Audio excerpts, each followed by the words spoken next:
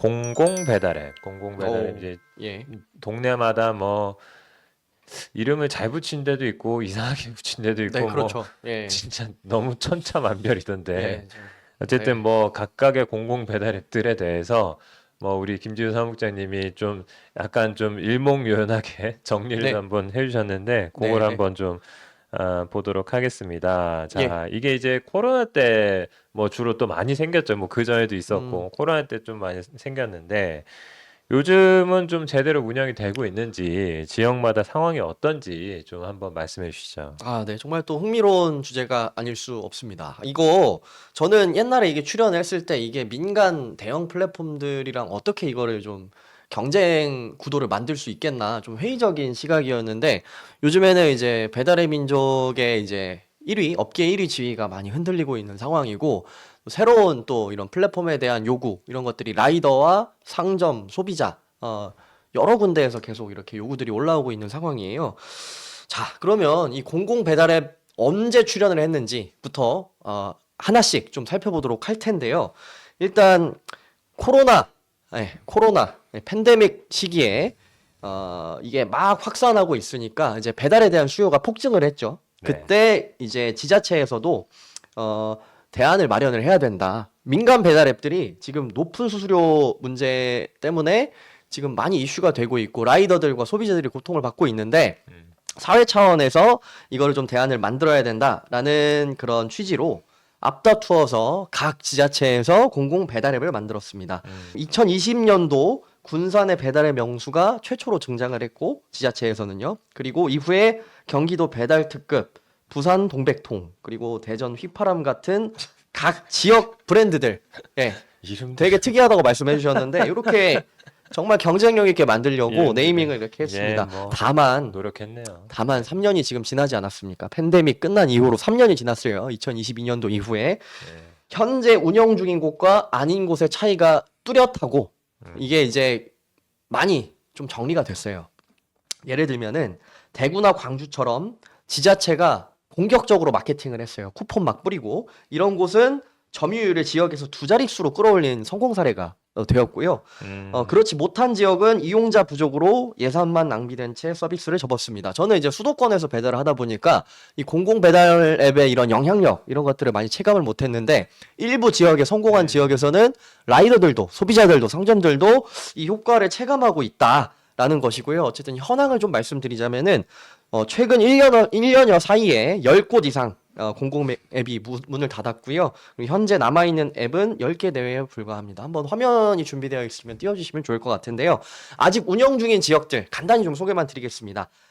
최초에 출연했던 공공 배달앱 군산시의 배달의 명수 아직도 꾸준히 잘 돌아가고 있습니다. 아주 좋은 일이죠. 그래서 수수료 아, 0%로 그래요? 예, 0%예요?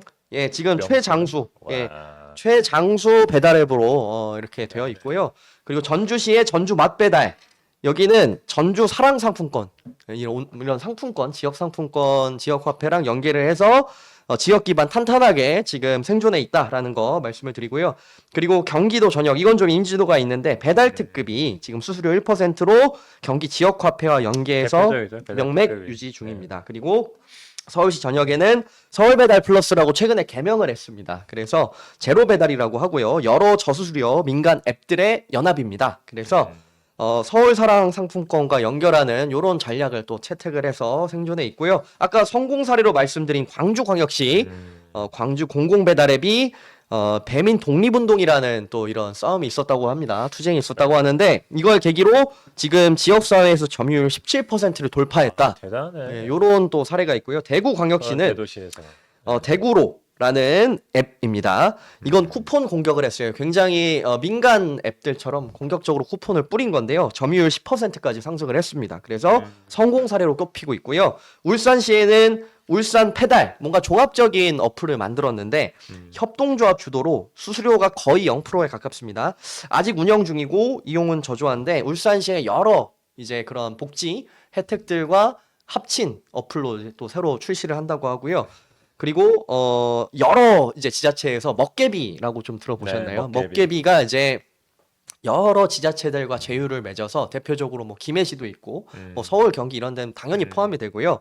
자체 앱은 안 만들고요. 민간 앱 먹개비가 지자체와 협약, 제휴를 맺은 겁니다. 그렇게 해서 수수료는 1.5% 수준인데 누적 매출이 지금 100억을 돌파했다는 보도 자료가 있고요. 그래요? 지금 소속된 지자체가 경북 20개 시군과 충북, 전남, 제주, 세종 그리고 서울 수도권 지역 이렇게 되어 있습니다.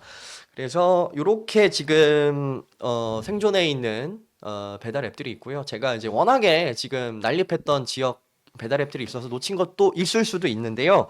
어쨌든 지금 생존한 배달 앱들이 한 50% 남짓 됩니다.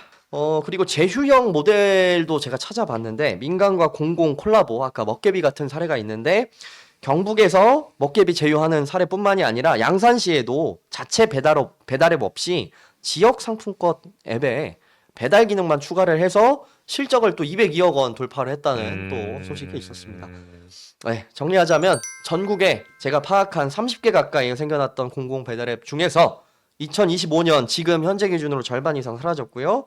10개 정도 운영 중입니다. 왜 이렇게 차이가 나는지 좀 다시 정리를 해보자면은 공통점이 있습니다. 살아남은 공공 배달앱.